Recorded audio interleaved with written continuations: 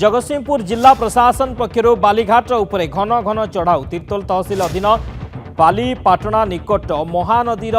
किलिपाल घाट पर पुणी गतकाली विलंबित राति जयपुर ठारे महानदी घाट उपरे जगतसिंहपुर उपजिलापाल प्रशांत कुमार तराई रघुनाथपुर तहसिलदार जिला खनि अधिकारी एवं तीर्तोल पुलिस फोर्स उपस्थित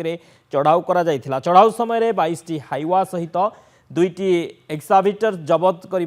बेले 3 जन ड्राइवर को तीर्तोल थाना अटक रखा घटनास्थल 19 ड्राइवर चंपट मारी प्रशासन चढ़ाऊ समय बाली माफिया माने चतुरतार सहित आउ एक